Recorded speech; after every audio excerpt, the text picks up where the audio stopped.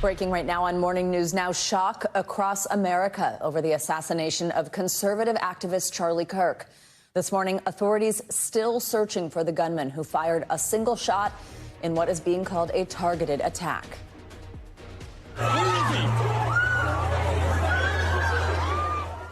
Witnesses, as you can see, capturing the chaos on the campus of Utah Valley University just after Kirk was shot. Thousands of people were there to hear Kirk speak. He was actually just talking about mass shootings, too, which is crazy. As soon as he got done answering the question, we heard a loud pop. I couldn't quite believe. I thought maybe it was a stunt. I'm still shaking, and I'm still crying. I love Charlie Kirk. Kirk was a mobilizing force for young conservatives and a staunch ally of President Trump. Late last night, the president posted a video on Truth Social praising Kirk as a patriot. And he also blamed Kirk's killing on what he called the demonizing of political opponents. For years, those on the radical left have compared wonderful Americans like Charlie to Nazis and the world's worst mass murderers and criminals. This kind of rhetoric is directly responsible for the terrorism that we're seeing in our country today, and it must stop right now. Now, flags flying at half-staff in honor of Kirk, and lawmakers on both sides of the aisle condemning his assassination as another act of violence raises questions about the health of politics in America. And all of this is, of course, as we also commemorate the 24th anniversary of the 9/11 attacks. Good morning. I'm Savannah Sellers. Joe is on assignment. Thanks very much for being with us. We have a lot to get to this morning. We're going to get right into that breaking news first. We're going to have more on the search for the shooter. We're also going to talk to someone who was in the front row with his family when Kirk was shot. First, though, let's get the latest from NBC News correspondent Bofta Yimam. Good morning, Savannah. A manhunt still underway at this hour as police try to find the person responsible for killing Charlie Kirk. Meanwhile, here in the nation's capital, tributes from both sides of the aisle are pouring in on what appears to be a politically motivated assassination. In the hours after conservative activist Charlie Kirk was fatally shot in a brazen attack, armed officers swarmed Utah Valley University, while Utah's governor sent this message. I want to be very clear that this is a political assassination. Witnesses say immediately before the shooting, Kirk was taking questions from an audience member about mass shootings and gun violence. Moments later, fear ripped through campus. It was terrifying. None of us knew what was going on. Kirk co-founded the youth organization Turning Point USA back in 2012. With millions of online supporters, he's credited with being a one-of-a-kind organizer, mobilizing the youth vote for Trump. TikTok helped, but Charlie Kirk helped also. I truly believe that President Trump, throughout these last couple of years, overcoming all these odds is one of the greatest stories ever told. And it was Trump who announced his death on social media, ordered flags to be flown at half-staff, and later gave remarks in a 4-minute video. It's a long past time for all Americans and the media to confront the fact that violence and murder are the tragic consequence of demonizing those with whom you disagree. But on Capitol Hill, most stayed away from politics and leaned in. Please rise for a moment of prayer. To swift bipartisan condemnation. This is detestable, what's happened. Political violence has become all too common in American society. Not kind of a loss of words. It is, a horrendous thing to see. Kirk's event was the first stop of a multi-state tour. Now it's the last place many will remember seeing him. Kirk is survived by his wife and 2 children. Now back at Utah Valley University, classes have been canceled and the campus is closed. In Washington, Bofta Yimam, NBC News. All right, thank you so much. Well, for more on this, let's bring in Paul Williamson. He witnessed the shooting from the front row, as we understand it, of this event with his wife and his children. Paul, good morning. Thank you very much for being with us. Just first, how are you? How is your family this morning, especially knowing what your kids must have witnessed yesterday? Well, first, I'd say we're obviously in shock. You never go to an event and expect anything to happen. But second, I would say, we were able to gather with our church last night. We're like Charlie, we're evangelical Christians, and we were able to just spend time in prayer. The kids were with their youth group at church.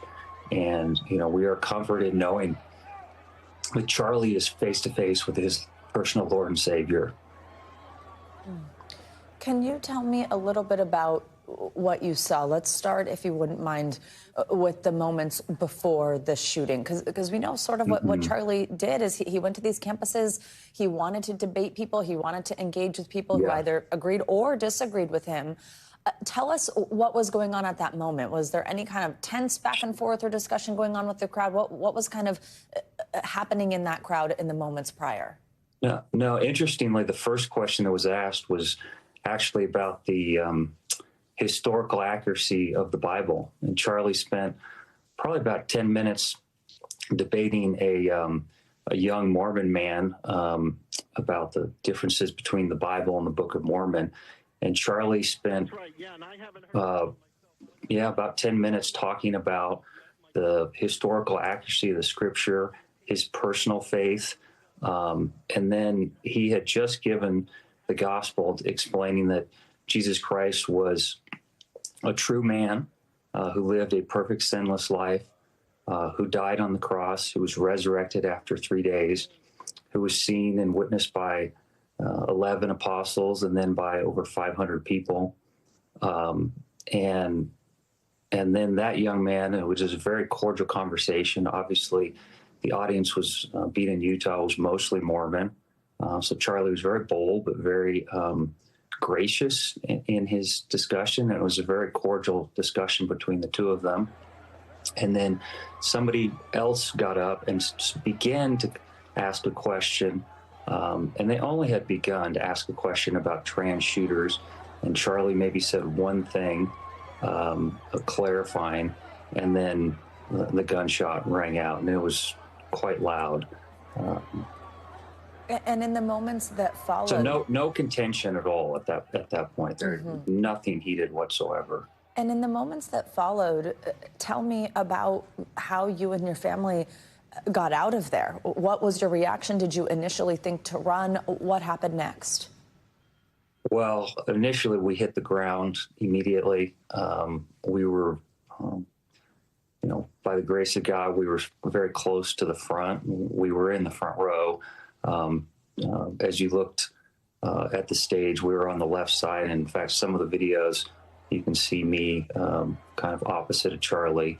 And we were able to there was a big portal, almost a large tunnel behind the stage, and we were able to kind of low crawl, walk, kneel behind the stage. And there was some emergency vehicles parked back there that kind of gave us cover. But, in the moments behind, it was just absolute chaos. I mean, you can see in the video, there's people going every direction. No one, I think initially, the police thought maybe the shooter was in the crowd on the ground. I don't think they figured out that they were up above until later. So it was just pure chaos.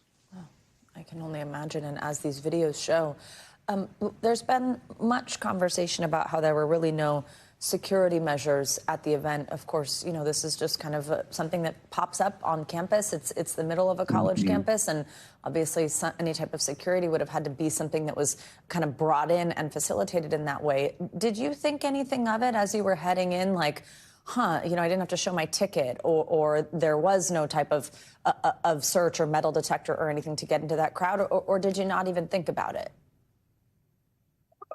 Yeah, for a moment it seemed a little loose. We were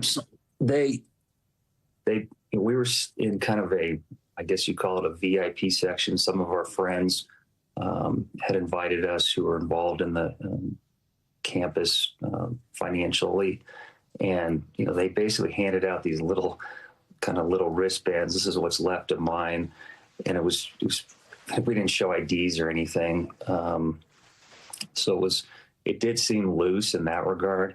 I wouldn't, I'm not a security professional, so I don't know what they did or didn't do beforehand, but the evidence of the poor security is in the is in what happened. Mm-hmm. Paul, what would you like your message to be to anybody listening right now to the country after witnessing something like you did with your young family while out to hear somebody who likes to have these conversations with people, again, who he agrees with, disagrees with? What's your message after seeing this unfold at this particular event? Well, I would say if you're a follower of Charlie or you're interested in what happened, you need to know what the root of what Charlie's message was. Every discussion he had, every debate, his message was rooted in the Word of God. He didn't just get up there and give his personal opinions. And that's why we were there, why we brought our children, was to hear him talk to people from a Christian worldview, from a biblical perspective. You can disagree with his positions, but they were always rooted in the Word of God. And I am at peace knowing that Charlie knew Jesus Christ as his personal Lord and Savior. He was at peace doing his events, even though I'm sure he was well aware of the danger, especially after the attempted assassination on Trump last year. So, I want people to, like Charlie, he was there as a Christian apologist first, as a witness to his personal faith in Jesus Christ. And that's what he wanted to share. And frankly, that's what he died sharing. It was really the last thing he said was to give the gospel of Jesus Christ. So, I think many Christians are going to consider him not a political martyr, but a Christian martyr, somebody who died giving their testimony. And I think there's going to be a lot of focus on the political side of this, but Charlie was an evangelical Christian who loved the Lord and, again, rooted everything he said in the Word of God. Paul Williamson, thank you for joining us after obviously a difficult day. We're thinking about you and your family. And thank you also for helping us kind of expand our understanding of Charlie Kirk in the wake of this horrific event. We appreciate your time very much. Thank you. I now want to bring in retired FBI agent Rob D'Amico for more on the manhunt. Rob, good morning.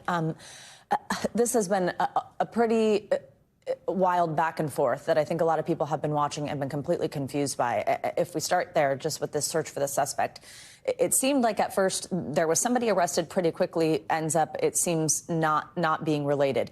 Then last night, FBI Director Kash Patel posts on X that the subject in custody, a separate one, has been released, somebody that they had said they believed, they were pretty confident was involved. Having served at the FBI, first, I guess, were you surprised by the fact that we are hearing from the leader of the FBI that somebody who ends up not being involved, they had confidence was the guy they were looking for?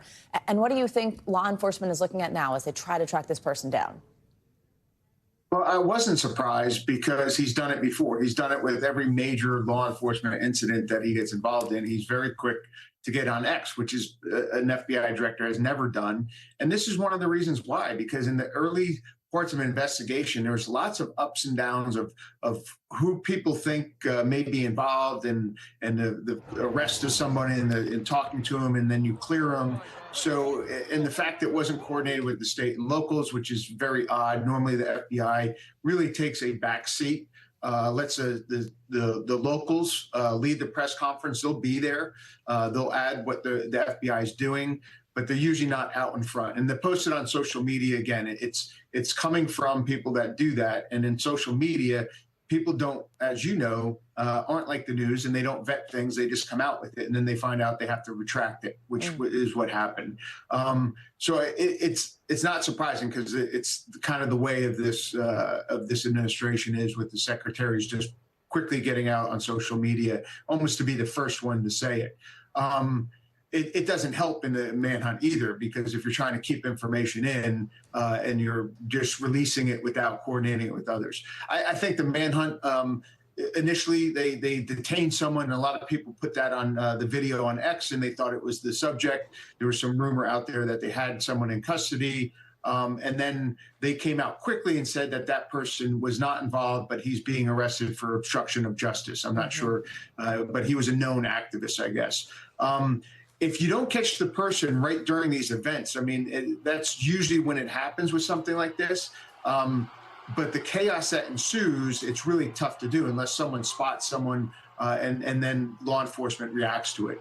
Yeah, and Rob, as more time goes by, you know, now we're in the day following an event like this, how difficult does that become, that somebody was able to obviously get away from the scene and now who knows how far?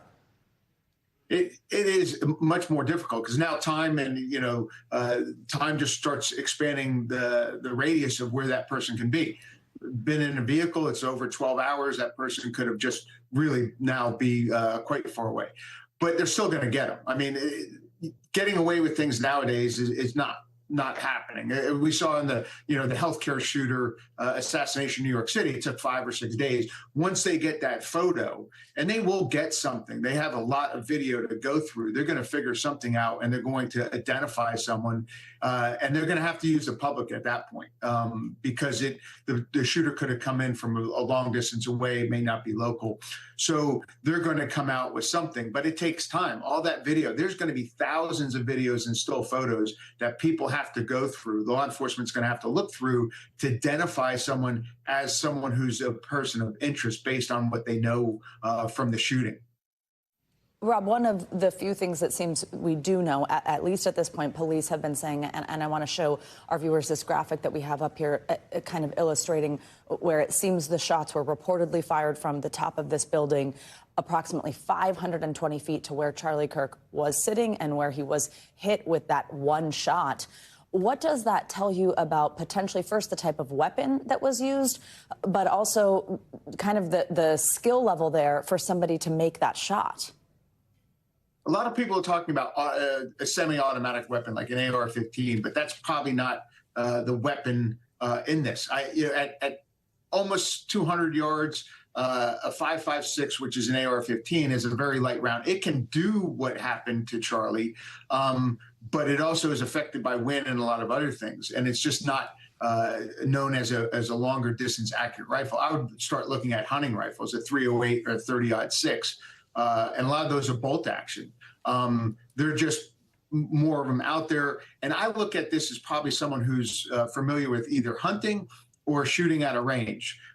We use the term sniper because that's the type of assassination it was. But a sniper is school trained, a military or law enforcement sniper. I was an FBI sniper, but this person is probably a hunter or someone who practices in long range shooting.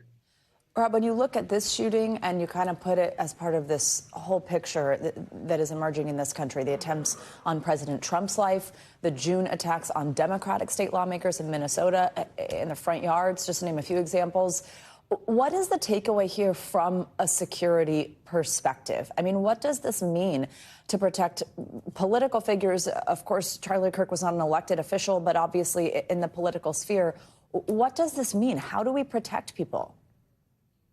It's getting tough. And before, like, the Secret Service even couldn't prevent something. I think there was a lot of errors in that assassination attempt by law enforcement and the Secret Service. Now you have someone who's an influencer, who's not even a political person, and you're now going to have to start looking at securing these. And they're really hard. Like, he had security there, probably in person, in close security. That's looking for someone with a pistol that's very close. They didn't have a ton of law enforcement there, so you're not putting people up on rooftops. Again, if it was Secret Service, all those rooftops would have been secured, but he's not. And I think it's really going to start expanding who is going to need security at these events. But also, how do you secure an event like this?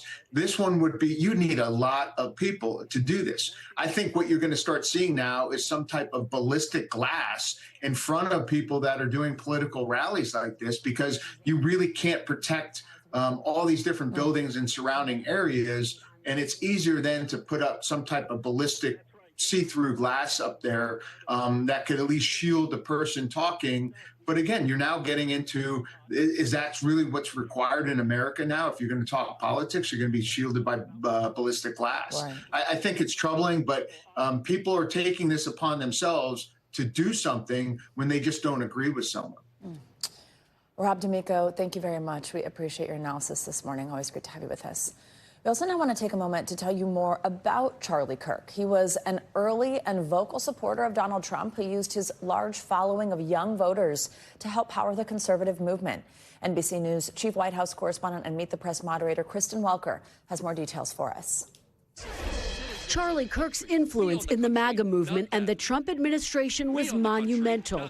His power and influence extending from college campuses all the way to the White House. Visiting it yesterday was very moving. Kirk was a guest at the White House back in May, sharing his experience on YouTube.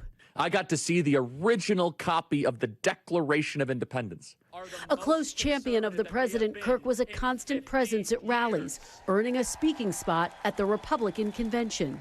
Donald Trump refuses to accept this fake, pathetic, mutilated version of the American dream.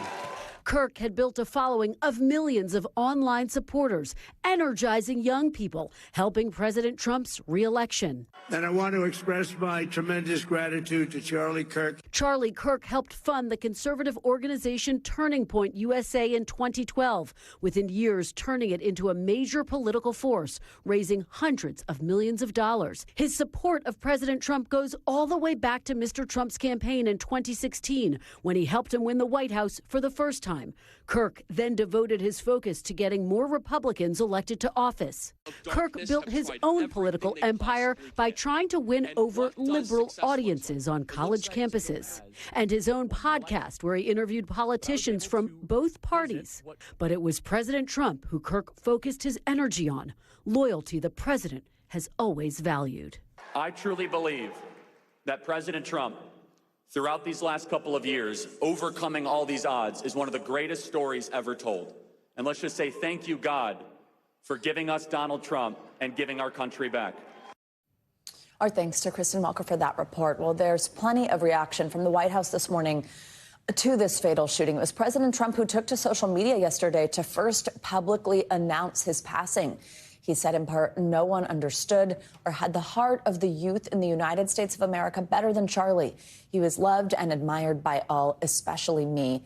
We have NBC News White House correspondent Monica Alba joining us now with more. Monica, good morning. There was also this video from the president where he said, my administration will find each and every one of those who contributed to this atrocity and to other political violence.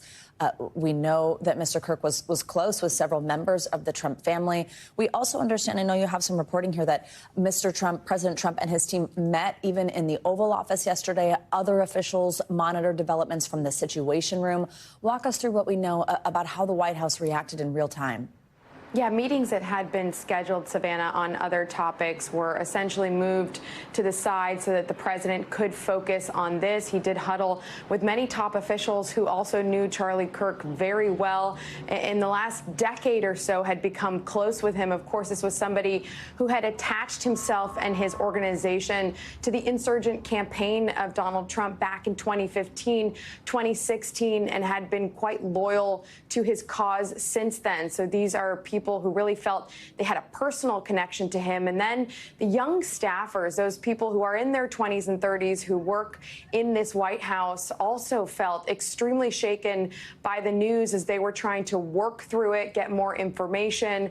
Many of them were seen crying, extremely upset, again, because they felt that they each had a personal tie to Charlie Kirk, were on a first-name basis with him, knew his family. And so, of course, you can kind of relate to how that could be felt in terms of just the intensity of that and having to deal with that. Yesterday, people were devastated. They were shocked. They were crushed by it. And in addition to that, they were feeling like it was a reminder of the fragility of the situation that they encountered last year when there were 2 assassination attempts on Donald Trump's life. So this is something certainly that they were talking about, and they were really trying to focus on who Charlie Kirk was to them and the impact that they feel that he will leave on the conservative movement and his legacy in that space. Savannah.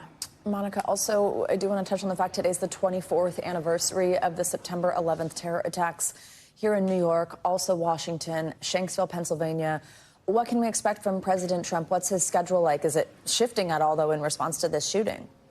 He is planning to go ahead with doing what he has in the past, and many presidents who mark this solemn occasion. He'll be heading to the Pentagon later this morning to participate in the ceremony there. And then later today, President Trump will head to New York City and attend a Yankees game tonight. And then we should note, and importantly and relatedly, Savannah, that Vice President Vance and his wife, the Second Lady, are actually going to be traveling to Utah to pay their respects after Charlie Kirk's death.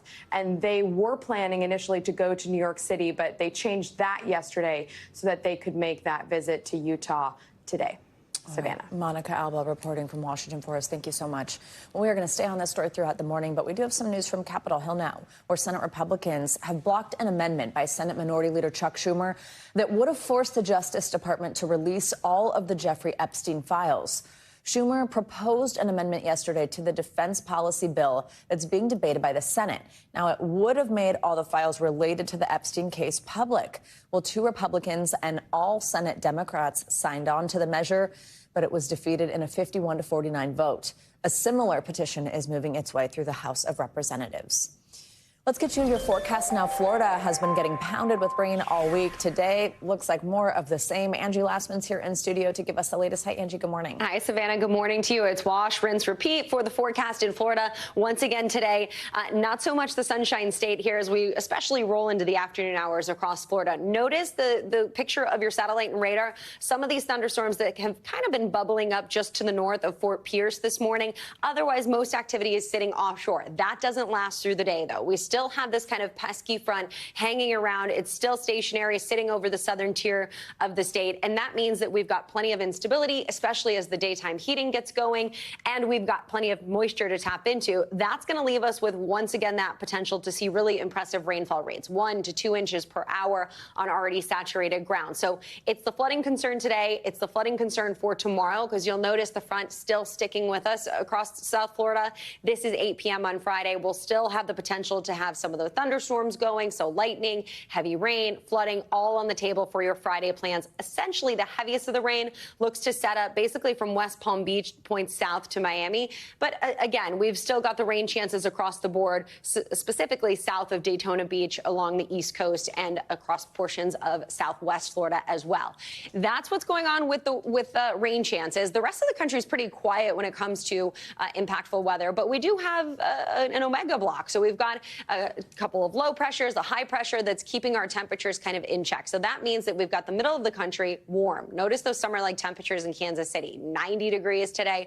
We've got mid-70s across Southern California. Los Angeles, just 75 degrees today. We're keeping things cooler on the bookends of the country, but we still see the same kind of pattern here as we roll into the day tomorrow. So 95 in Little Rock, and we kind of keep those summer-like conditions going across parts of the Midwest and the plains and stretching down to the Gulf Coast. As we head into the weekend, milder across parts of the Northeast. We go from the 80s on Saturday to the low 70s on Monday in New York City. An omega block. Yes, that's interesting. A new one. Is it because it's like in the it looks shape like of an a Greek omega? letter? Exactly. I love when you teach us something. Isn't Angie. science fun? Yeah, it sure is. With you, it is. Thanks. We'll see you in a little bit. Got it. There's much more to come here on Morning News Now. Later this hour, we have continuing coverage of that breaking news, the assassination of conservative activist Charlie Kirk and the manhunt for the shooter. Up first, though, new concerns that the war in Ukraine is spreading after NATO forces shoot down multiple Russian drones in Poland. Stay with us. We are back with new developments out of Poland this morning, where NATO forces scrambled to shoot down multiple Russian drones.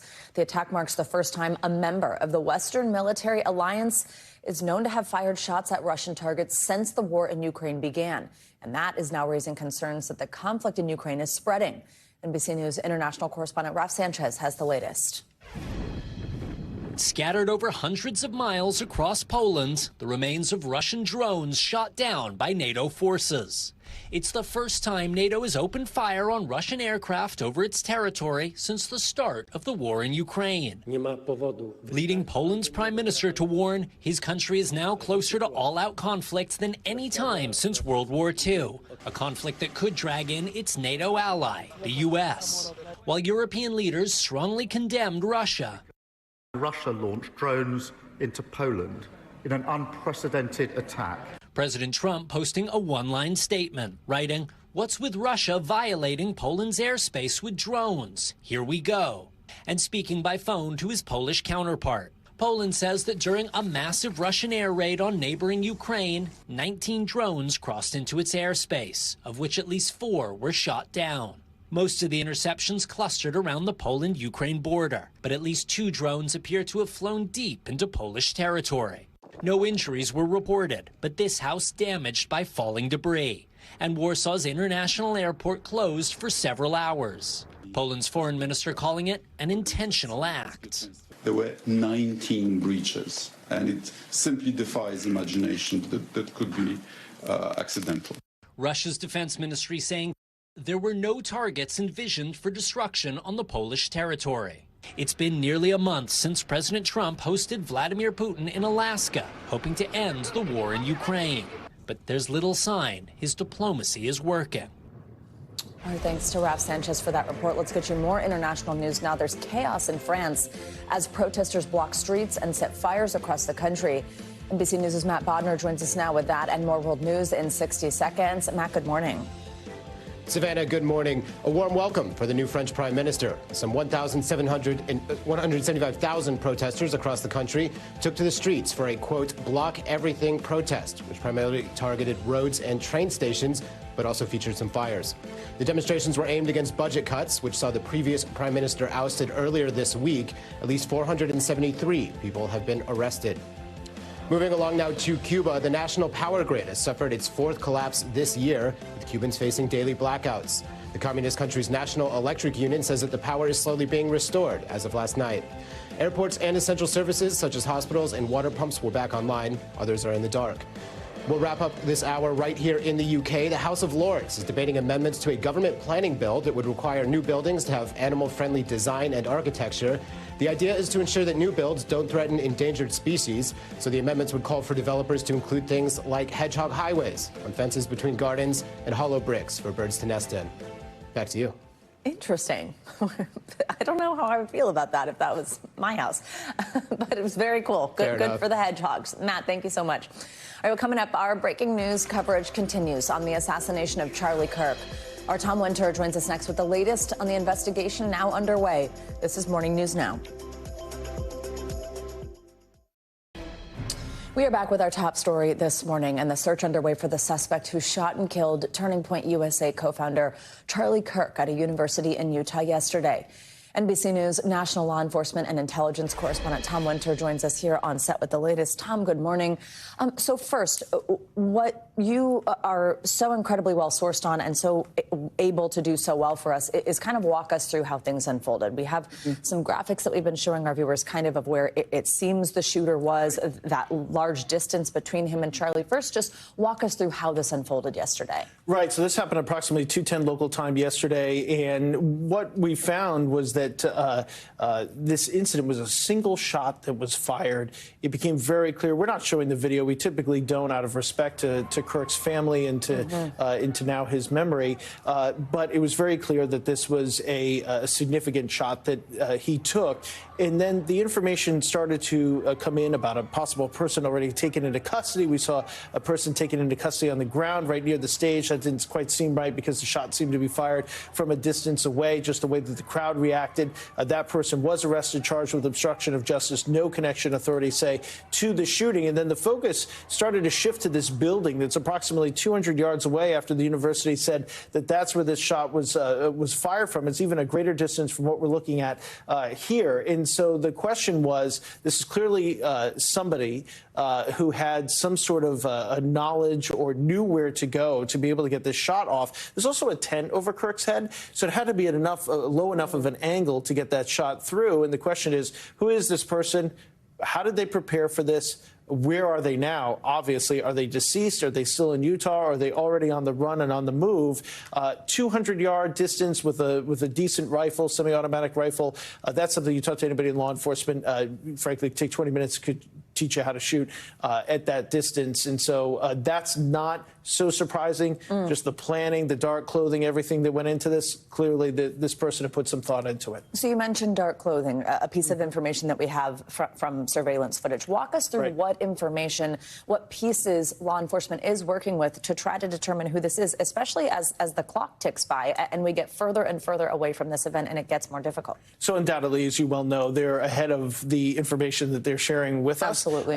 So yes, they're going to look at surveillance video. What they try to do is do what's called a video canvas. So they're going to go and look at the first camera that captures this person. Then where would they have gone from there? The next camera, the next camera. At some point, they may even get off the university. Is it in a vehicle or is it on foot? Are there businesses that pick up the car? Is there a license plate reader nearby or on an interstate that might pick up this vehicle? That's something that scans your license plate that would allow them to kind of chart out a path of where this person is going. All of those are clues and information. At some point, if he's isolated enough away from those 3,000 students, that's where the FBI's CAS team, the cell site analysis team, they'll take a look at that particular cell phone, see if they can attribute a cell phone to this person. And at that point, that can go a long way to possibly tracking and even making an identification. So all of that and a whole bunch of other stuff is kind of in the works and at their disposal. There's been much made of the fact that there was no security at this event. We've heard people who were there discuss how, they had to essentially sign up for a ticket and then they got there and never really needed to show it. Anybody sort of could have walked right up to it. I think, though, what I keep thinking about anyway is, like, it's an event on a college campus. A lot of times that is how it goes. You're just walking into what looks sort of like a quad area on this campus, probably often filled with lots of people. Of course, maybe not one as known or as associated with the political sphere as Charlie Kirk. But you see this type of thing a lot. When something like this unfolds, what does it make you think about? How do you secure the next one? What's reasonable? Well, what is security? And exactly to your point, what is reasonable? So authorities said there were 6 uniformed police officers that were there. Charlie Kirk had his own private security. That, to me, for a closed-in space, 3,000 people, again, to your point, this is not an elected official. This is a college campus where speech can and should happen all the time for people from all sorts of different viewpoints. What more security do you bring, given the fact that we were being told now that the shooter is 200 yards away on a rooftop?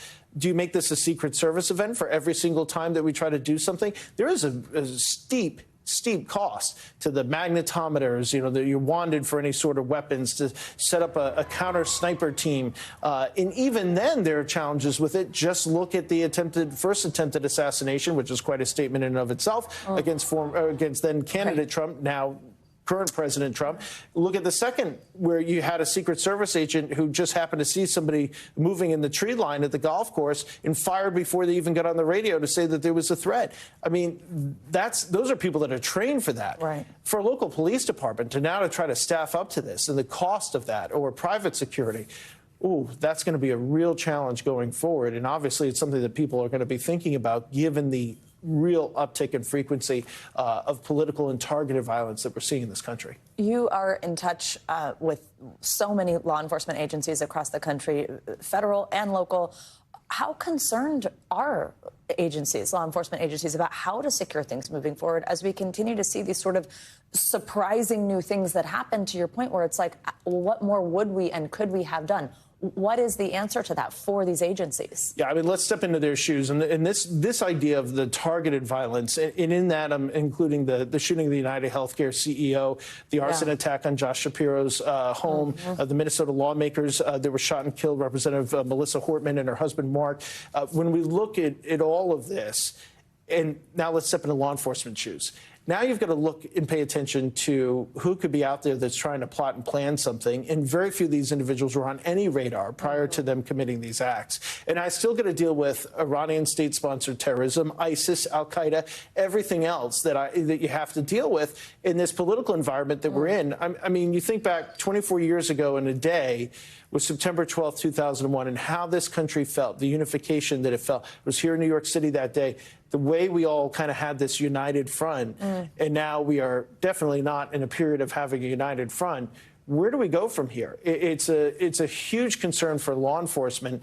Deputy Commissioner Rebecca Weiner said this week, and she's in charge of NYPD's intelligence and counterterrorism programs. She said the threat environment right now is everything, everywhere, all at once. And I think that's a perfect description for the challenges they face. Oh. Tom Winter, thank you very much. Your reporting, your connections, your sourcing this morning, very important for our reporting. Thank you. Well, coming up, an out-of-this-world discovery. Some scientists say it could be evidence of life on Mars. Why this rock you're looking at is raising questions about what we know about the red planet. Morning News Now. We'll be right back.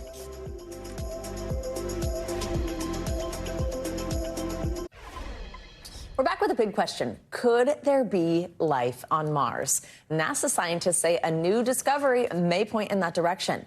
Yesterday, the agency said it may have discovered the clearest signs of life on Mars yet. So scientists say these rocks we're going to show you, uncovered by the Perseverance rover, may hold some of the strongest evidence yet of ancient microscopic life. But experts caution that more testing is still needed before any definitive conclusions can be made. For more on this, let's bring in our friend, former NASA astronaut Mike Massimino. He's also the author of Moonshot, a NASA astronaut's guide to achieving the impossible, a book I highly recommend. Thank you. Thank you for being here. Good morning. My pleasure. Okay, so whenever we see these little pictures, and it's like, maybe this means life. I mean, to my, non-astronaut brain, I'm just like, how, why? But this was published, these results from this in the journal Nature. How could this possibly point to signs of life? Well, what's interesting here, what they're excited about, is that some of the elements that they have identified in that photo, and this photo is about a year old, so it took them a while to analyze this stuff with what they have on Mars, taking some of the measurements and readings and then analyzing it here on Earth. Those elements are similar, the same elements that we find here on Earth that are more or less produced by microorganisms. So microorganisms can eat organic material, and they produce these elements here on Earth. And so on Mars, what they found is similar organic elements and similar elements that are produced by microorganisms. They haven't found the microorganisms, but they think that this might be proof that those microorganisms did exist billions of years ago on Mars, similar to the way that they existed here on Earth. Yesterday, even Sean Duffy, the United States Secretary of Transportation and Administrator for NASA, he was talking about this. Let's listen to some of that. Yeah. After a year of review, they've come back and they said, listen, we can't find another explanation. So this very well could be the clearest sign of life that we've ever found on Mars. Would you put it that way? Yeah, I think so. I mean, it's they don't know 100%. They would have to do more analysis. There are other ways that those elements are produced. For example, but they need things like high heat, like really high temperatures, which they don't think existed back billions of years ago on Mars. So it's maybe a 50-50 chance, but that's pretty good, especially so close to us that, Mars is not that far away. If you start considering the billions of possibilities there are with all the planets throughout the universe, even in the Milky Way galaxy, that maybe there is something a little more somewhere out there. This is pretty close by, so it's a place we can at least study. Right. I think, of course, also to all of us non-astronauts or people who do not work at NASA, you hear the phrase life on Mars, and you're like, so are there aliens? That's not what we're talking about here. No. So what does this mean? Like, what's the practical importance of understanding if this tiny little bit of life could have existed? What does it ultimately mean? What I think is kind of cool, Savannah, is that if it's microbial life that existed, let's say 3.5 billion years ago, that's how old they think this rock and these elements are. Wow. They think that same microorganism or something similar existed on Earth at that time. And Earth, look at all we have here, right? Look at the life we have here. They have nothing going on over in Mars, right? So something happened where one planet went in one direction and the other planet went in the other direction.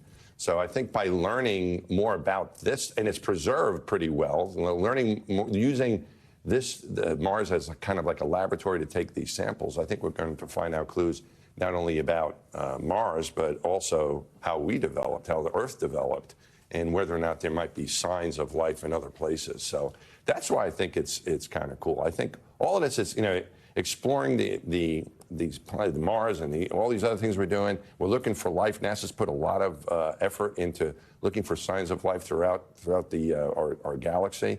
And really what it is, I think, is trying to understand our planet. Trying to understand how did we develop, what are the warning signs that we might want to look for that, we went in a good way, they went in a bad way. So I think it's really understanding increasing our understanding of who we are. And that what is our so planet interesting. is I about. never heard it put that way. It kind of puts in context why it's important to know about. Yeah. Astronaut Mike, thanks so much. We love when you're here. Thank you. So interesting. All right, let's get you some financial headlines now. After weeks on strike, union workers at Boeing may be close to a deal. CNBC's Silvana Henao joins us with that and other money news. Good morning, Silvana. Good morning, Savannah. Yes, so Boeing reaches a tentative deal with the machinists union to end a 6-week strike at factories in the St. Louis area. Now, those plans build fighter jets and missile systems for Boeing's defense business. So this new 5-year contract, which covers more than 3,000 workers, it includes improved wages and a signing bonus. Now, union members will vote on the agreement tomorrow. Spotify is finally adding lossless streaming. After several years of teasing high-fidelity audio, the new option will be rolled out to all premium subscribers over the next 2 months instead of being restricted to a new higher-priced tier. Now, Spotify also confirming it won't be changing prices as part of the rollout, and the move leaves YouTube as the only major streaming music service that doesn't support lossless audio. And Amazon is working on augmented reality glasses. The information reports they come with a full-color display in one eye, built-in microphones, speakers, and a camera. Amazon could launch the glasses for consumers late next year or early 2027. Now, it's also developing a separate glasses for delivery drivers, which would have a display designed to give instructions to drivers on where to drop packages, Savannah. All right, Silvana, thank you so much. All right, forget the apps. There's a new trend in the dating world, and it involves your non-single friends. The extreme length some couples are going to play matchmaker. Love is in the air. Next on Morning News Now. Welcome back. There's a new spin on an age-old trend generating some buzz on the dating scene. Couples matchmaking for their single friends. One recent survey from Forbes Health revealed that 78% of users of dating apps regularly feel emotionally, mentally, or physically exhausted by them, which is one of the main ways single people used to meet each other, right? Well, many of them say it's because they're not finding a good connection with a potential partner there. According to some dating experts, this online dating fatigue is pushing people to try to find new ways to meet organically. Well, some couples, get this, they are using their weddings to help foster connections for solo guests, not just at, a traditional singles table. This couple, they designed a custom singles newspaper. It featured profiles of the eligible single people with QR codes to share photos and contact information. For more on this, let's bring in Sarah Radin. She is an independent journalist who recently did some reporting for the New York Times on this. Sarah, good morning. Love this topic. I know you spoke to several people who have put this sort of customized twist on their matchmaking skills for single friends, and then also a separate couple from the one we just discussed. They kind of had a similar approach at their wedding. They made a singles face sheet, which is kind of hilarious. What are some of these trends that you're seeing? What are these creative ways that people are playing matchmaker? Well, I think there's been this major dating app burnout with a lot of single people that are sick of dating apps and how they've affected the dating negatively and their mental health. And married friends know this and they want to support them in their journey to meet people. So they're trying to make it more fun. So weddings can be difficult for single people, but I see couples wanting to make it fun and entertaining for their single friends through singles newspapers and face sheets that allow singles to connect through QR codes and just really meet each other and have fun. I mean, hello, can we just give it up to the couples? What great friends that they're spending time and creative energy doing this for people at their weddings. I imagine part of the appeal to this, right, is that it's kind of nice to be set up by somebody that you know. It is already kind of Exactly. Checks a couple boxes in terms of making sure the person's normal. I think setups also used to be more popular before dating apps. Now they're a little less common, but it's nice to see people engaging in them in fun, creative ways, and it's making it feel less serious and less high pressure. Absolutely. I know you've been reporting on the dating kind of scene for a decade. How does this trend fit into things that you've seen over the last 10 years? Yeah, I mean, one other dating trend I love that I covered last year for the Times was about pitch dating, which is where people are pitching themselves or their single friends to audiences and using pitch decks to kind of highlight their strengths and their personalities. And I love that trend. So that was about a year ago. And then a few years prior to that, I also did one where I covered dating coaches who are hosting workshops for people, single people, to learn how to engage in conversation on dating apps. And I thought that was just like really interesting that people were struggling to message each other and they were seeking out these sources. I actually even did a story on a dating app ghostwriter. Wow. Somebody who's like shadow doing it. The other thing, right, that I think we have to talk about in this context is how AI is kind of getting in the middle of all this, whether it be how these apps are using AI tech to try to match people or people using AI to write their responses. Exactly. What do you make of that trend? I haven't been in the dating world for a minute now, thankfully. Finally found a great guy, and so I'm not like as well versed in that, but I'm sure if I was still single, I'd be very frustrated by AI dating. Yeah, right. It's a scary world out there. Do you think that this says a lot about how people are looking to wanting that like kind of old-fashioned way of meeting somebody? I think so. I think there's definitely been a drive to get off the apps and meet people in old and new ways, like running clubs, meetups, dinner parties. All these different things are really making a big comeback right now because people want to meet people offline. Sarah Radin, thank you for joining us this morning. Interesting stuff. Thank you for having me. Very cool what people are doing for their friends. Totally. Bye. Bye. That's going to do it for this hour of Morning News Now. Stay with us, though. The news continues right now. Well, developing right now on Morning News Now, the hunt for a killer as America reels from the latest shocking act of political violence. Conservative activist and Turning Point USA co-founder Charlie Kirk shot dead in broad daylight while speaking at a university event in Utah. Kirk, a longtime Trump ally, rose to become an influential right-wing political voice, winning over young conservatives with uncompromising, sometimes controversial views on issues like abortion, transgender rights, and climate change. Well, the president paying tribute to Kirk on Truth Social yesterday, writing in part, "No one understood or had the heart of the youth in the United States of America better than Charlie." This morning, we'll bring you the very latest on the urgent search for the shooter, as well as harrowing eyewitness accounts in the moments after the trigger was pulled. All of this as the country looks back on the terror attacks of 9/11 24 years later. Good morning. I'm Savannah Sellers. Thank you so much for joining us on a busy news morning. We have NBC News Digital's senior national politics reporter, John Allen. He's standing by for us on that top story. He's going to have more on who Kirk was. We also have NBC News senior White House correspondent Peter Alexander with reaction from the White House, as well as a witness standing by with what he saw at the scene. We are going to get started, though, with NBC News correspondent Morgan Chesky. He's in Utah on the ground with the very latest for us. Morgan, good morning. Morning here on the campus of Utah Valley University, because this was supposed to be the first stop on Charlie Kirk's nationwide tour. And students tell me that this speech was all taking place in an amphitheater just on the other side of that building, saying when that telltale shot rang out, they described seeing an exodus of students fleeing that scene. And this morning, authorities are now working hand in hand, trying to piece together any evidence they can find to track down the person who killed a 31-year-old father of two. This morning, the hunt is underway for Charlie Kirk's killer. The charismatic conservative activist shot at Utah Valley University. Kirk was discussing mass shootings in America when a shot rang out. Do you know how many mass shooters there have been in America over the last 10 years? Counting or not counting gang violence? Great. The attack captured on video from multiple angles. The moment of impact, too graphic to show. Authorities overnight saying it was a targeted attack.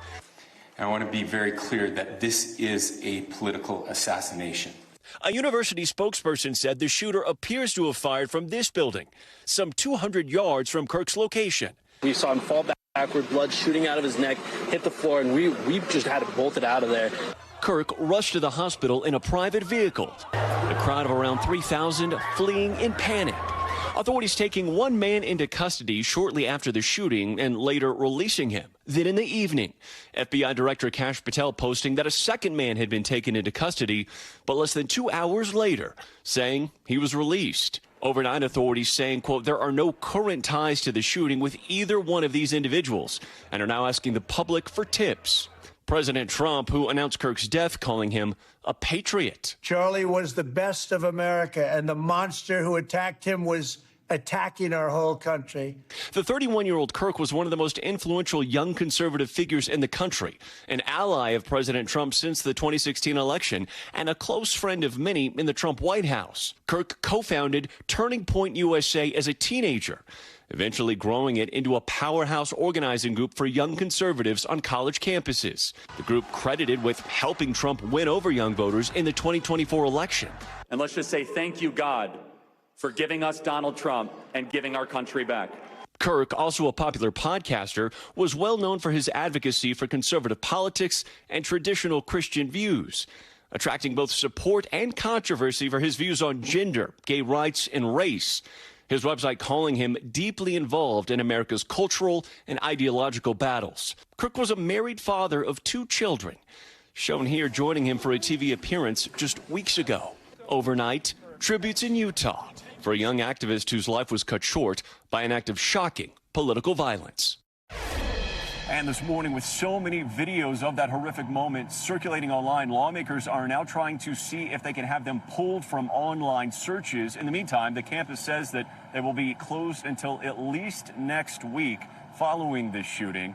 And we've learned just in the last few minutes that Vice President Vance will be making his way here to Utah at some point later today, although details are still unclear. We'll send it back to you. All right, Morgan, thank you so much. Well, for more on this, let's bring in Dateline Smith, who witnessed this shooting. Good morning. Thank you so much for joining us. First, just how are you doing this morning? I'm good. Obviously, it's a little bit surreal seeing a bunch of videos online and kind of going through the process of what happened, but I'm good. I'm happy to hear that. Can you tell us where you were and what you saw, how this unfolded from your perspective?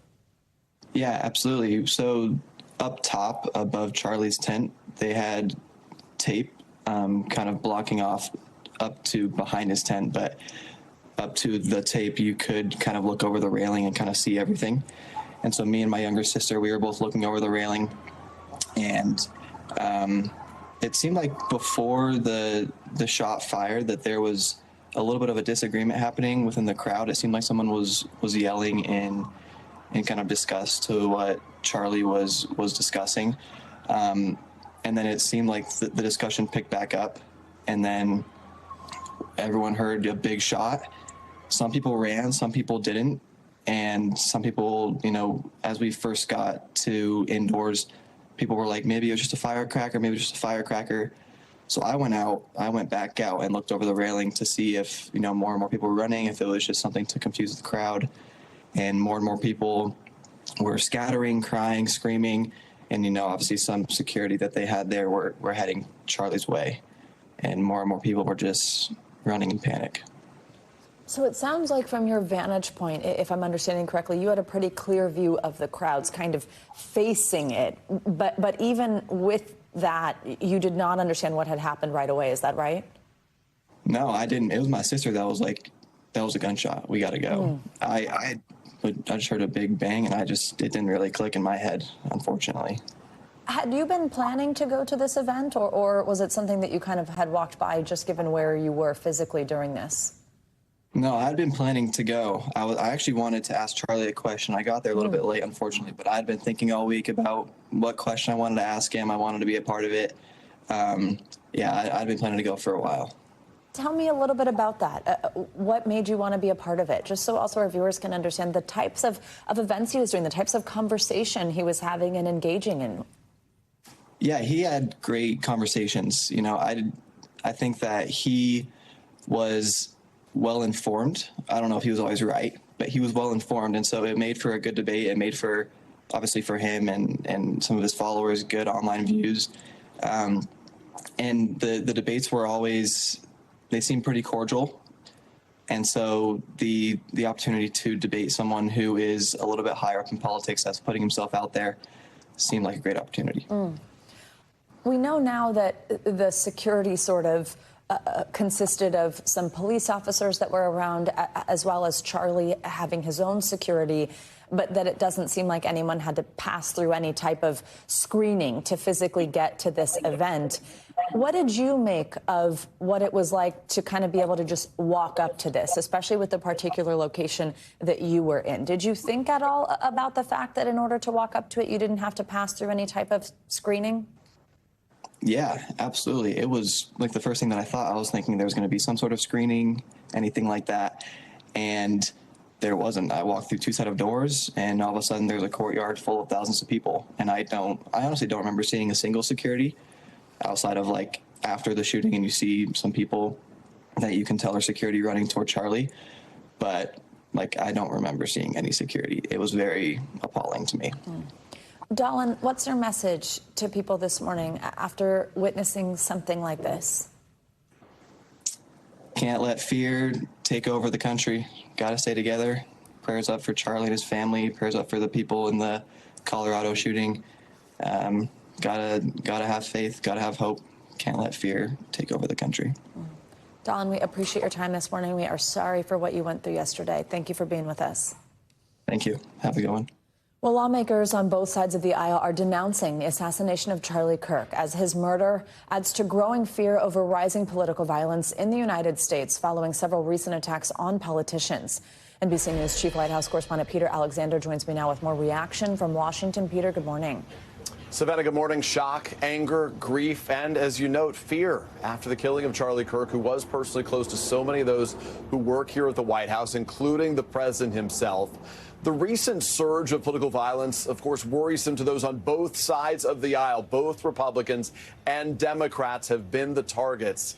And speaking from the Oval Office overnight in a taped message, President Trump vowed to take action, promising to go after those responsible for political violence.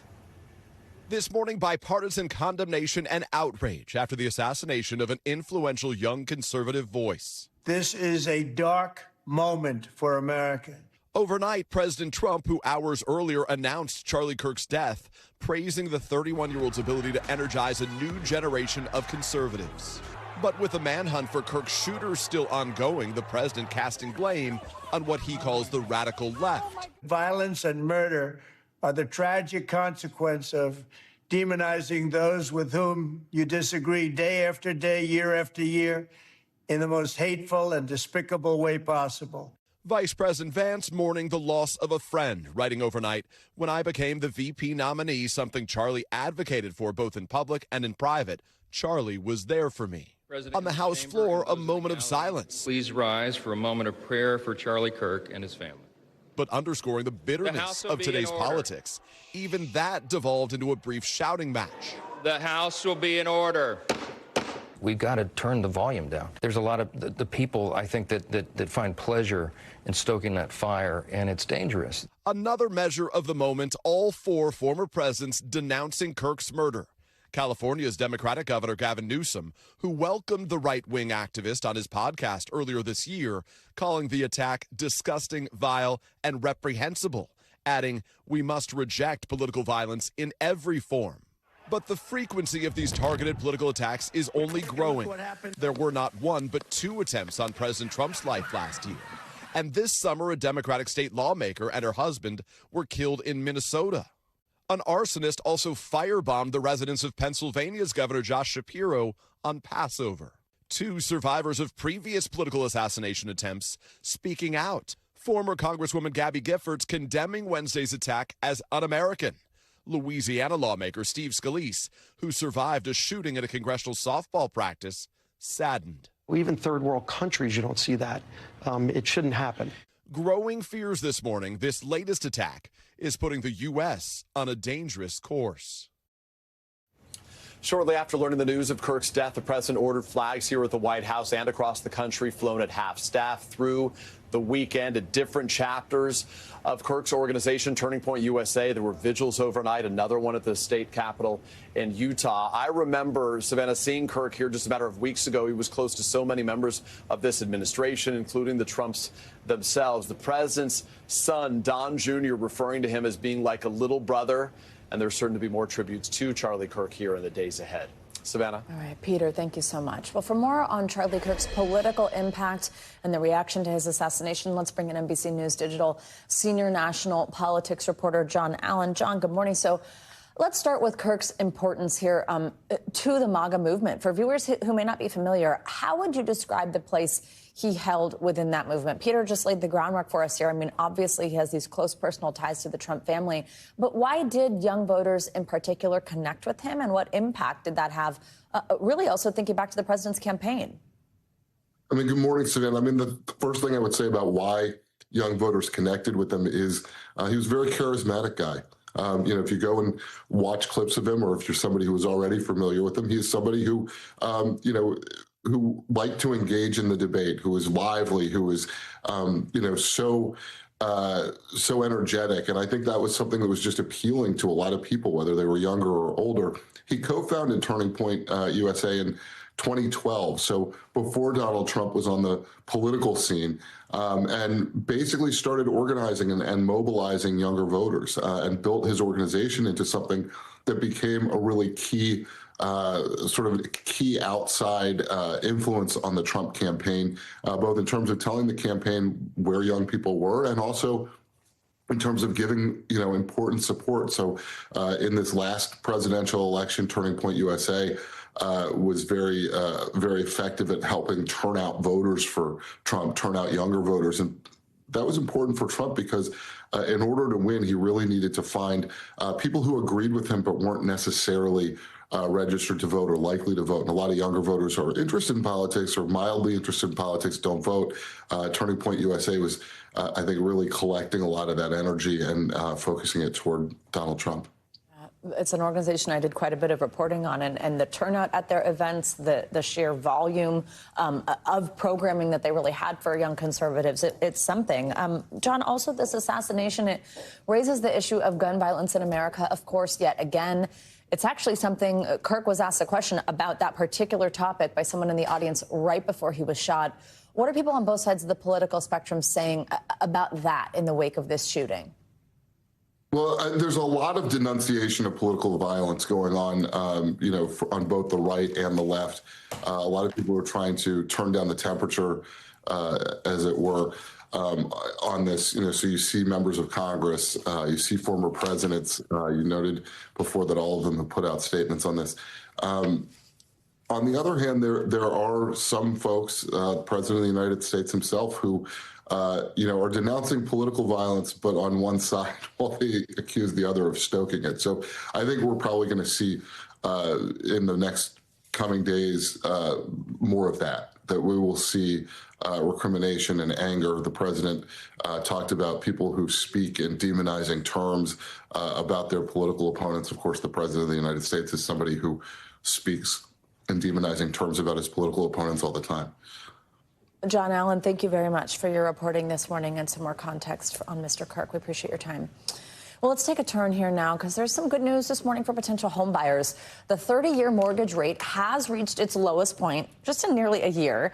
So does that now mean that this is the time to jump into the real estate market? We've got our friend NBC News senior business correspondent Christine Romans here to answer that big question. Yeah, oh my gosh, this is the biggest question I get all the time. I'm sure. And right, we had this low point during the pandemic. It's been so high. Where are we at right now? Look, a lot of people have mortgages that are 3 or 4%. Now you've got a 30-year fix that has fallen to 6.29%. Right. So just put that in perspective. A lot of people out there I mean, a majority of homeowners are sitting with a mortgage 5% or under, so they have not been able to refinance or been able to move because these mortgage rates have been so high. But we are seeing in this deep freeze of a housing market some signs of activity. These mortgage applications are up 9% last week versus the previous week. That's the biggest jump in about 3 years, and that's because those mortgage rates are starting to drift lower. What do we think about the Fed and cutting interest rates, and then how would that further impact this? So mortgage rates are drifting lower because there's an anticipation that the Federal Reserve will cut its benchmark interest rate next week when it meets. And there could be more rate cuts after that. The economy is softening, and that's why the Fed would lower interest rates a little bit. And that could further support the housing market, a housing market that has been just unaffordable for so many people. So many zip codes, you can't, on a typical salary, you just can't afford to buy a starter home. So looking to see if those home price increases start to moderate, and then you start to see mortgage rates come down, and then the math starts to get a little bit better for people. All right, so I am going to put you on the spot. Is it the time to buy a home, or should you keep waiting? Look, does this keep falling? It's the time to buy a home if you need to move for kids' school, if you need to move for a job. I mean, you need to consider what kind of mortgage product you want to get. A 30-year fixed-rate mortgage is safe and boring, and that's what I like and recommend. There are plenty of people who are in adjustable-rate mortgages who got them when mortgage rates were low, and now they're going up, and they are really, really, really in a pinch. But if we think that mortgage rates are going to continue to fall, then an adjustable-rate mortgage makes sense because your mortgage rate will move with the market. So, you know, you are a market of one when you are a home buyer. It's just what's important for your family. But you can look at some of the math here. We did the math on a mortgage earlier this year in the 7% range, a $500,000 home with a 7.26% rate, $100,000 down payment. That monthly payment in January would have been $2,700. Now, at this rate we see right now, 6.3-ish. You can start saving a few $100s. It's real money. Yeah. You know, and so much of those mortgages, it's just interest. You know, have you ever seen? If you look at the tables, I can't. Yeah. I'm like, Alex, take it. It's crazy. Actually, as a new home buyer, I'm like, honestly, I don't really know how this worked, and now I get it. And I'm like, you pay a lot in interest, my dear, and so that's why the lower interest rate is so important. Look, it's been a deep freeze in housing for 3 or 4 years, 3 years, I would say, and I've been looking for the spring, and there have been false springs. But if the Fed starts cutting interest rates, I think that maybe you could start to see some signs of life there. What about refinancing? You know, you can refinance if you have a very big loan. When you're starting to see a percentage point difference in what your rate is and what the market rate is, it makes sense to refinance. Yeah. The smaller the loan, some rules of thumb are more like 1.5% to 2%. You know, point difference. You just have to run. You have to run the math. You have to look at the tables and really run the math and see and check, you know, and check closing costs too, because when you refinance a home, you pay closing costs again too. So it can take some time to recoup those lower rates. All the surprises that I've come to encounter. Christine, thank you so much. Let's get you to weather now. We're going to take a live look outside at our plaza here at 30 Rockefeller. There's sunny skies today here in New York. And it looks a little gray. And there's a blank screen for you. I don't know what the weather was there at the White House. Down south, though, different story. We've got your morning news on weather. Angie's here with us. Hi, Angie. I don't know, Savannah. That was like magenta skies or something happening there. We'll leave that for up to interpretation. But what we have in Florida is gray skies. Essentially, another day where we're in and out of the showers and thunderstorms and concerned about flooding. So big picture look of what we're dealing with this morning. So far, most folks are getting out the door with dry skies. We've had just a couple of these thunderstorms kind of hanging around along the east coast of Florida, a few of those across the southern, southwestern coast of Florida. As the day gets going and we start to see temperatures rising, we had some instability, that's when the showers and thunderstorms really will start to get going. So we do have the potential to see a lot of lightning with this, as well as some heavy rainfall. And that heavy rainfall is what we're most concerned about. It's been multiple days of some heavy rain across these same regions. It doesn't take a whole lot to see flooding there. So on top of all of that, we've got more on the way, not just for today, but for tomorrow too. I would specifically watch anywhere from West Palm Beach down through Miami. That's where we'll see those highest totals as we get through at least Saturday. We're going to pick up additional rainfall, anywhere from 1 inch to 3 inches in those locations. So umbrella handy, indoor plans potentially, and then of course not driving through those flooded roadways is going to be the best advice I have for you.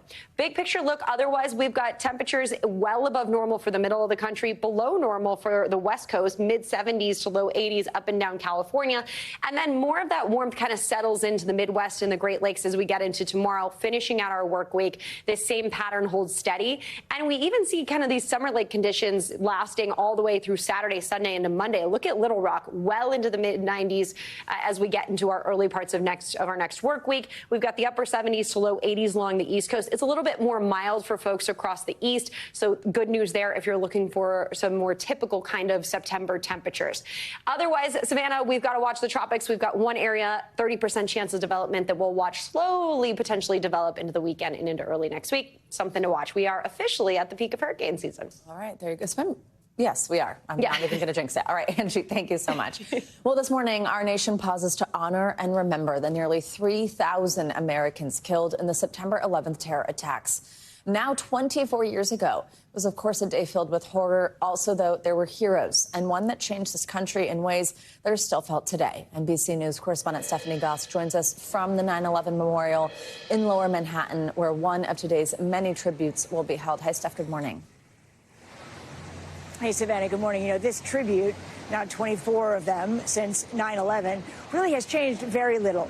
There are 6 moments of silence. They begin with a bell ringing, and they mark the chilling timeline of that morning, when the planes hit, when the towers came down, while family members of the victims read their names out loud. And the country stops, pauses, and reflects on the deadliest attack ever on U.S. soil.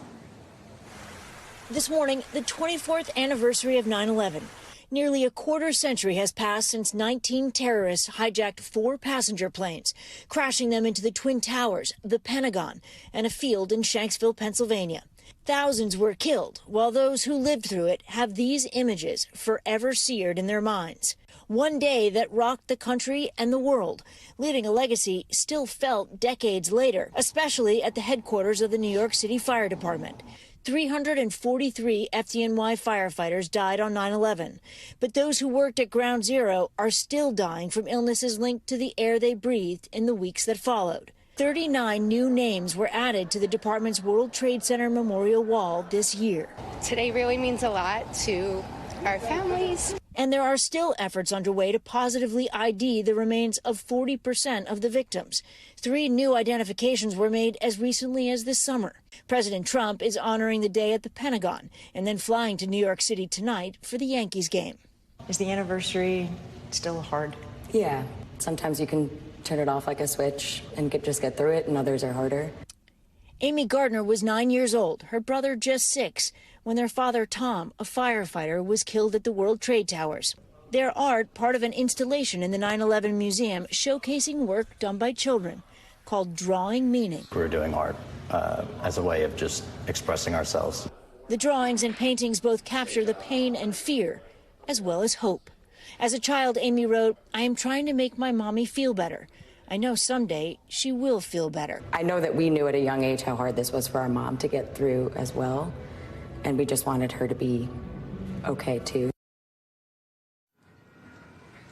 In the early years following 9/11, the anniversary, Savannah, was really like a kind of catharsis from the country. But it has evolved, even though the ceremony hasn't changed, from one of catharsis to now, you know, there is a generation of adults in this country who were not alive during 9/11. And this is really a day to help them understand what the country went through. Savannah? Such a great point. Stephanie, thank you so much. Well, there's much more to come here on this hour of Morning News Now, including some critical new numbers out on inflation right before the Federal Reserve's next meeting on interest rates. That's coming up next week.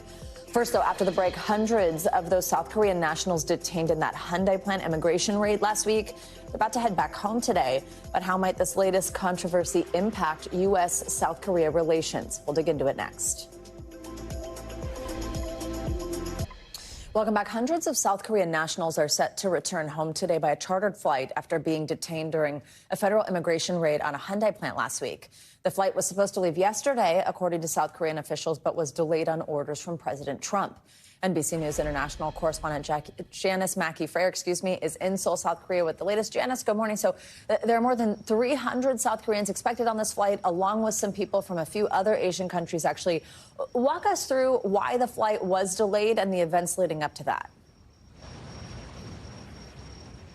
There are 316 South Koreans, 10 Chinese, 3 Japanese, and 1 Indonesian who will be on the flight that's expected to take off from Atlanta around noon Eastern time. They were transported from the detention center to the airport by bus. There were no handcuffs. There were no chains. That was part of the deal that South Korean officials had made in Washington with President Trump at the White House. This repatriation was supposed to happen yesterday. South Korean officials wanted a quick turnaround. As soon as the chartered plane arrived on U.S. soil, they wanted to be able to bring those workers back home. But President Trump stepped in, asked for it to be delayed because he wanted to discuss whether there were ways to allow the workers to stay in the United States. These are skilled workers building a factory, training Americans to create American jobs. But in the end, South Korean officials said that they will be able to bring the workers home, and then they will be able to go back to the U.S. To finish their work. But they say right now these people are exhausted, they're in shock, and they need a break. Savannah. Janice, South Korea's foreign ministry confirmed that one person actually opted to stay in the U.S. rather than return on today's flight. Do we know the background there on that? It isn't clear why this one person wanted to stay beyond wanting to be with family. It isn't clear whether they had the right documents. And there are very few details about the visa status of any of these workers. If they were in the crosshairs because they were on the wrong kind of visa or had overstayed visas. And what this ordeal has revealed is a visa system that doesn't work, at least for the sort of South Korean projects that companies here are investing in the U.S. I spoke with James Kim. He's the chairman of the American Chamber of Commerce in Korea.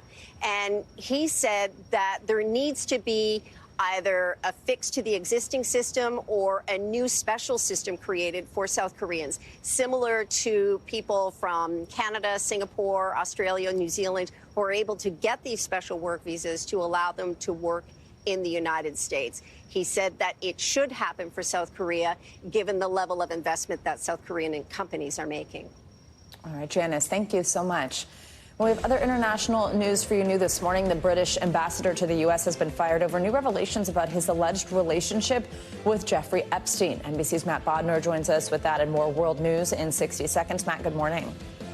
Savannah, good morning. Prime Minister Starmer has sacked Peter Mandelson, his ambassador to the United States, following the revelation of his close ties to Epstein. This all happened in a series of recently published emails. The Foreign Office told members of Parliament that Mandelson had not disclosed the nature of his relationship to Epstein when appointed to the post.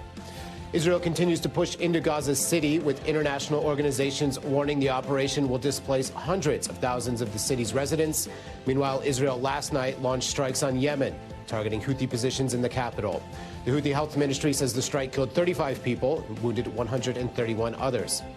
And we'll wrap up this hour right here in London.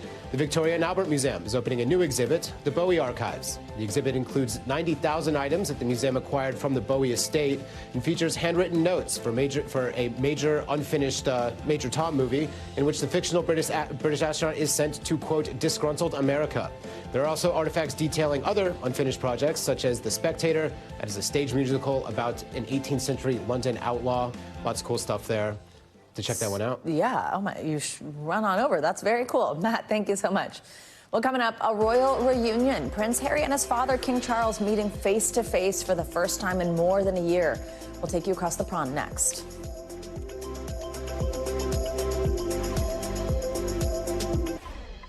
Welcome back. After more than a year and a half with no face-to-face contact, Prince Harry and his father, King Charles, met yesterday for a private tea.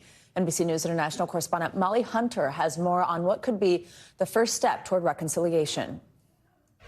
Morning. The reunion we have been waiting for. Prince Harry met his father just around the corner from where we are last night for tea, but there is no sign there is any time in his schedule to meet big brother Prince William.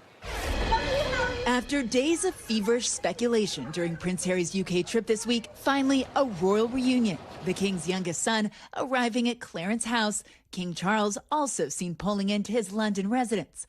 Buckingham Palace confirming that father and son shared a private tea. They haven't seen each other in person since February 2024 after the king announced his cancer diagnosis. We know that the meeting lasted just under an hour. Now, the last meeting that they had in February 2024 was half of that time. So I think that says a lot. And I think it also shows the king to be incredibly magnanimous, because Charles was incredibly upset by a lot of what was spelt out in Spare. There were hints over the summer a reunion could be in the works after a meeting between reps from the palace and the Sussex camp was widely photographed. But this week, there are no signs he'll meet big brother Prince William. I think we can draw a lot from the fact that William was hundreds of miles away, in fact in Cardiff yesterday, while Harry was in London, clearly not willing to meet with his brother, not willing to have a conversation, and not willing to open that door for a reconciliation. And this morning, Harry attending a small reception for the Diana Award. Last night, speaking at an event for the Invictus Games. The bonds of courage, respect, and humanity are stronger than the divisions of politics, background, or nationality. Ready? All week, Harry's been focused on the most vulnerable children. It all felt and looked a bit like Prince Harry, the senior working royal, before he and Meghan moved to California, before that tell-all memoir, the Netflix series, and the slew of public court cases. In the last 5 years, relations have been increasingly strained with his father and brother since the couple left the UK in 2020. But back in May, Harry spoke emotionally to the BBC about healing old wounds. I would love reconciliation with my family. there's no point in continuing to fight anymore. As I said, life is precious. I don't know how much longer my father has. Prince Harry finished his trip in the UK with one last engagement today, meeting with young changemakers at a reception for the Diana Award. He told the crowd, "My mother believed in the power and agency of young people to positively impact the world." And I'll send it back to you. All right, Molly, thank you so much. Well, let's bring in NBC News royal commentator Daisy McAndrew. She's right outside Buckingham Palace, as you can see. Daisy, good morning. Thank you, as always, for joining us. So earlier this week, as we had it laid out there by Molly for us, it seemed like maybe this wasn't going to happen, potentially even unlikely that this meeting would happen. First, walk us through what we know about how it happened. Do we know whether Prince Harry or King Charles reached out first? We don't know that, but what we do know, very tellingly, is back in July of this summer, there was a secret meeting that became exposed between Prince Charles's senior team and Prince Harry and Meghan's senior team. The American came over from Montecito and sat down with the Brit, and they had this discussion. Now, it's clear to me that I think they were discussing how to get father and son back in the same room and what concessions would have to be made. We know that Harry's been very keen. We know that the King was not keen until some of Harry's court case, particularly the one about his official security here in the UK, was settled. He lost that appeal some time ago. And I think that meant that the King, knowing that his son was no longer in a battle with his government, was able to meet up with his younger son. Has this taken people by surprise there, Daisy, that they did meet? I think it has taken quite a lot of people by surprise because, of course, since their last meeting, Harry has been here in the UK 3 times, and there wasn't a whisper of him getting together with either his brother or his father at that time. I think the British public will be very relieved that there seems to be some reconciliation. People don't like the fact that they can see a family at war, particularly when the father is in his mid-70s, pushing late 70s, and struggling with cancer. So I think on a human level, people want to see this happen. And there's also another reason why the royal family wants to see this happen, because their own popularity is going down quite significantly. There have been figures out just this morning, something called the British Survey, Attitudes Survey, which shows that since 1983, British preferable attitudes towards the royals have gone from about 83 or 81% down to just in the 50s. So that is a big slump. And anything that might help get them up in popularity, including fixing this problem with Harry, I think the royals will think is worth taking a chance on. Yeah, we have this stat up now right here, Daisy. In 1983, 86% supported the monarchy, said it very or quite important. Now today, just 51%. Daisy, you mentioned something interesting a second ago. You said when the teams met, kind of the senior teams for both King Charles and Prince Harry, that perhaps they were discussing concessions that need to be made. Obviously, you know, us regular non-royal people, we can't even kind of begin to understand the complexities of being in this particular family. But you think about, just on a human level, a father and son meeting and concessions needing to be made. What could that possibly mean in this world? Well, I think one of them will have been Harry keeping his mouth shut. One of the real problems over the last few years is it seems every time he's had some sort of private conversation with members of his family, he's gone on to some TV studio somewhere or written a book about it, or whatever it might be, and spilt what that private discussion was. And I think the royals were getting really fed up with that. So the fact that this meeting was kept a secret will be a tick in Harry's favour. I think now all eyes will be on him over the next few days. So last night, as Molly said, he did say to a well-wisher, yes, my father was great, but he's not said any more. He's been keeping tight-lipped about that chat, and I think that will be important to the royals.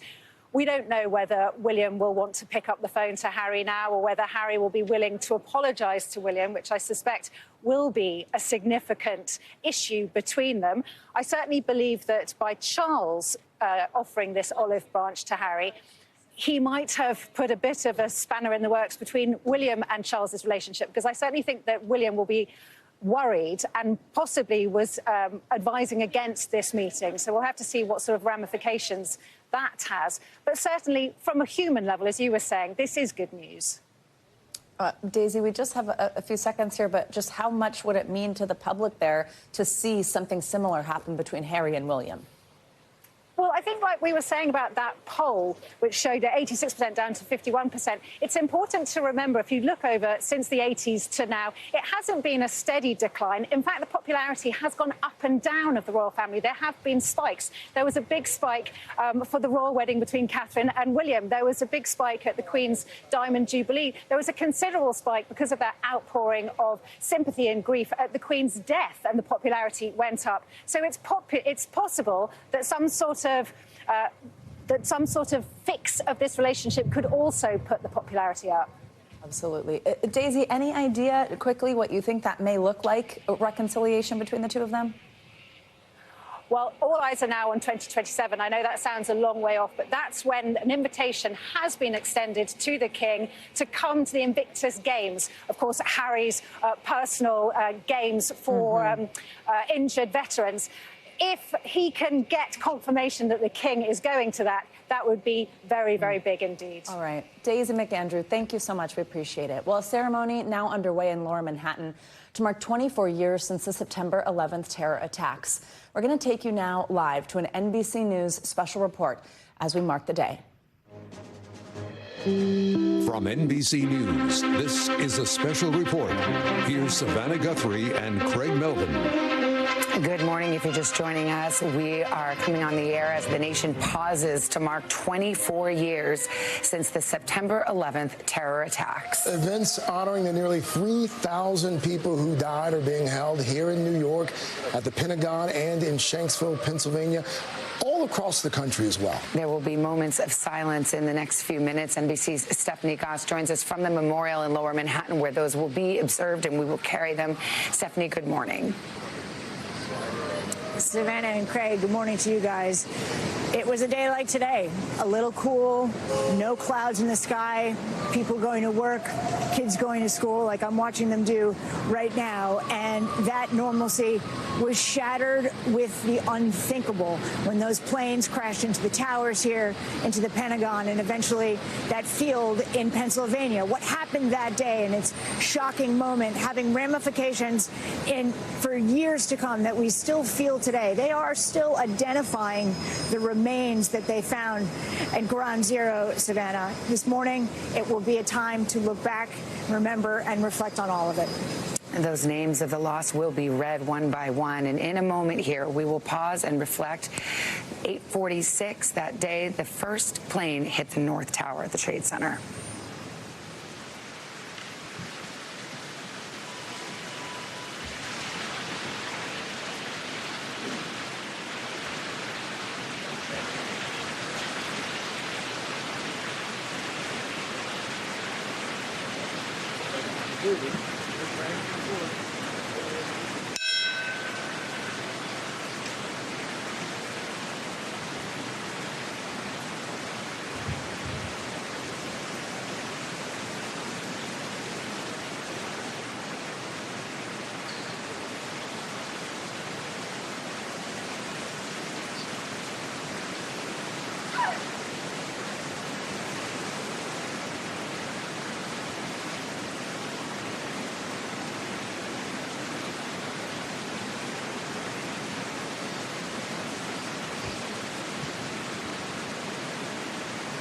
Right, quick, march.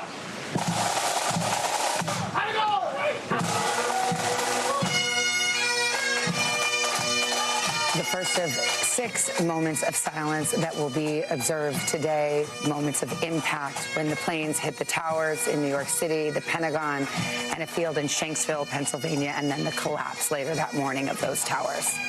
All 2,977 names will be called out this morning in those ceremonies in those aforementioned cities. Stephanie Gosk again joining us now from Lower Manhattan. You know, guys, this anniversary is always a moment of catharsis for this country, but it has evolved into something else as well. We now have a generation of adults who did not live through it. So this day is a way to help them understand what the country went through. Guys? Stephanie, thank you. And of course, we will have much more on today's tributes on our streaming channel, NBC News Now, and online at NBCnews.com. All right, 8:48 East Coast time. Most of you will return to the Today Show. Others, your regularly scheduled program. I'm Savannah Guthrie alongside Craig Melvin on a solemn day in our country. This has been an NBC News special report.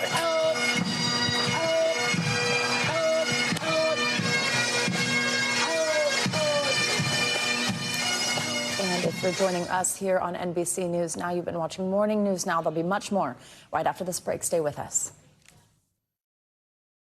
We're back with some breaking economic news. The latest inflation report out this morning is giving a snapshot of the state of the economy, in addition to a surprising piece of jobs data. According to the Consumer Price Index for August, the price of goods went up 0.4% month over month, 2.9% year over year. Also, the weekly jobless claims jumped to their highest level in 4 years. Here to break it all down, NBC News senior business correspondent Christine Romans. She joins us again. We also have Investopedia editor-in-chief Caleb Silver. Good morning to you both. Thank you, as always, for being here, walking us through this. Christine, let's start with you. What does this say about our economy? That's a big number of layoffs there. Yeah, I'm looking at the jobless claims number first before we back into the inflation data, because that really got a lot of people's attention. 263,000 first-time filings for unemployment. What does that big number mean? Well, it's the highest since October of 2021, and that's when the job market was not in a really great place. You were still in the throes of COVID, frankly, and shutdowns and reopenings and all this stuff that was happening in a really kind of tumultuous time in the American economy. So it tells us that the labor market might be weakening here, and what has been a no fire, no hire kind of job market might have some layoffs in there. So it's something to watch for sure. Caleb, what are you looking out for? Yeah, you add that on top of those massive revisions for the 12 months, March to March, plus the recurring revisions we have to the June numbers. Right. We just know the labor market is just not that strong now. Now you have consumer prices rising at a 2.9% annual rate. Again, not crazy, but if you look in aisles 2 and 3 at the supermarket, in the grocery store, you're going to see high prices for food, and that is driving inflation higher. Yeah, can I tell you some of those? Yeah, Meat, please. poultry, fish, and egg index up 5% over the past year. So think you're paying 5% more than you were last year for those things. 5% is a big part of your family budget. And then you look at some of the other alcoholic and non-alcoholic beverages, both higher. There could be definitely some tariffs at play because some of that stuff is all imported. Bakery goods up 3%. So you're seeing hamburger, even month over month, hamburger prices are up, egg prices are up. Energy prices are down, though, from the last month. Energy prices are down, and gas prices being kind of low has been sort of a saving grace for consumers, because that gives us a little bit more breathing room in our wallet. But every time we go to the grocery store, we're paying more. You like apples? Apples up 2.7%. Tomatoes up 4.5%. Wow. That's after that price fix. So a lot of those, apples were at the end of the season, the beginning of the season, but still, these are the things we pay for on a daily, weekly basis as families, and those food prices driving inflation higher right now. Plus, a little bit of apparel jump there, and airfare prices also driving inflation higher. So we get this data point, and in just just a minute, we're going to have you do your magic trick for us when the Fed's meeting, what it's going to be for them. But, like, what does this mean as, like, a piece of the mosaic, right, for Americans, what they're going to feel with their wallets? I mean, just a little bit ago, earlier this morning, we're talking about, oh, is this great news that mortgage rates are heading down? And then we get something like this. I think cost of living is still issue number one for American families. And this just shows why people don't feel great about their own personal economy, because these prices have been rising and they're so sticky. That's like a weird economics term, but it means that they're just hard to improve. And shelter is in here too. Shelter, that's another one of those statistician words for where you live. Yeah, your rent or mortgage. Those are still real high. And so some of these prices that people are paying are non-negotiable. You know, car insurance, home insurance, rent, mortgage, food. These are things you can't kind of trade down. They're the unavoidables, and those have all been rising. Caleb, quickly, it's meeting. Yeah, 6 days, 5 hours, and 8 minutes, and the Fed is likely to cut rates, probably a quarter point. But if we had a hotter number here, you might have seen maybe a potentially bigger cut. But they're trying to balance the fact that the labor market is really weak right now, and inflation is rising. They cut too much, and we're going to get another spike in inflation. I would not want that job. No, that's a hard line to walk. Hard place to work right now. Right, exactly. Yeah, all around. Christina and Caleb, thank you both so much. Great to have you together. There's more morning news now right after this. Stay with us. We're going to end this hour with the newest way for fans to celebrate the classic movie Jaws, which debuted in theaters 50 years ago.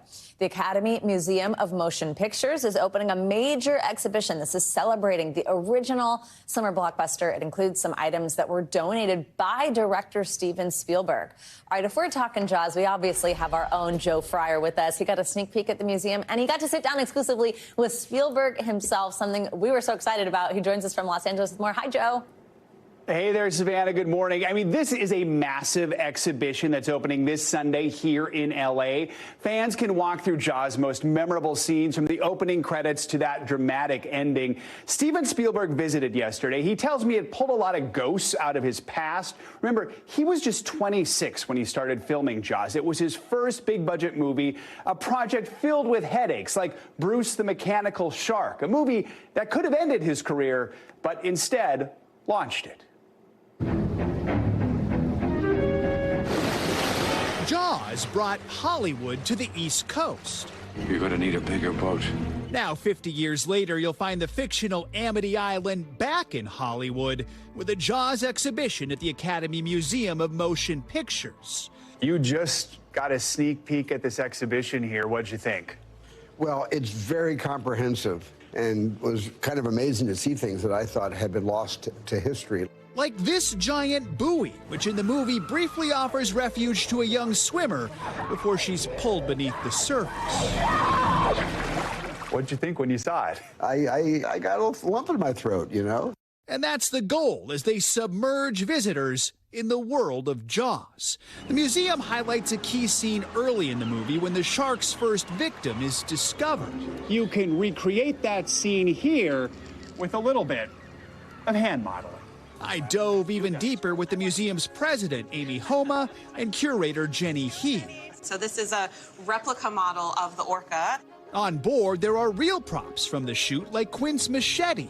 In all, the museum has about 200 original objects. This has become an emblem of the film's production, Including this sharp-toothed clapperboard donated by Spielberg. Oh, that's fantastic. You're a pro. They also created this guy, a replica of the infamous mechanical shark used in the movie. The real Bruce was 4 times bigger, 26 feet long. Bruce was named after? My attorney, Bruce Raymer. Is that a compliment for Bruce? It's a compliment. It's a compliment because Bruce has a great sense of humor. The shark, however, was humorless, constantly breaking down and helping pull their budget and schedule underwater. 50 years later, have you forgiven Bruce the mechanical shark? Has Bruce forgiven me? You see, Spielberg admits perhaps shooting in the Atlantic Ocean was a bit naive.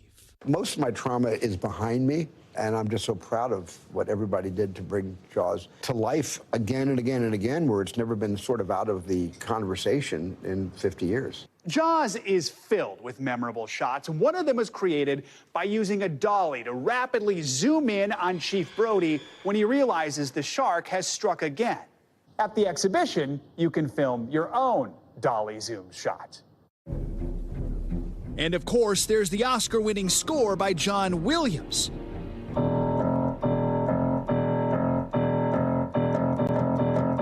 It's only 2 notes. Even I can handle that. All of it on display here offers a lesson in overcoming obstacles to create something iconic. I know you are not one to go back and rewatch your movies, but you did recently rewatch Jaws. Yeah. What did you think? Well, I watched alone. I was kind of fishing for good memories.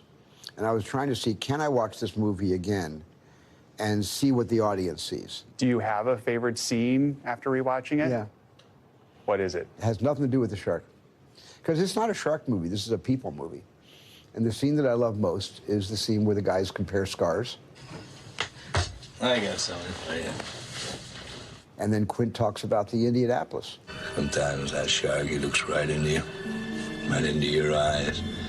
So many movies are remade these days. Should Jaws ever be remade? No, I don't ever want to see Jaws remade. It had its place in time and in history, and now in these halls. And I think remaking something would have really distilled that impact, and we wouldn't be celebrating this today.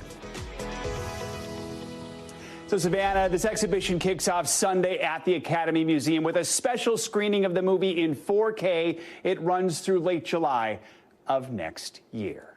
Got to check it out if you're out here. Joe, so cool. And how cool you got to talk to Spielberg. I love it. Thank you so much. We'll see you soon. We miss you. All right, that's going to do it for this hour of Morning News Now. Stay with us, though. The news continues right now. We thank you for watching, and remember, stay updated on breaking news and top stories on the NBC News app or watch live on our YouTube channel.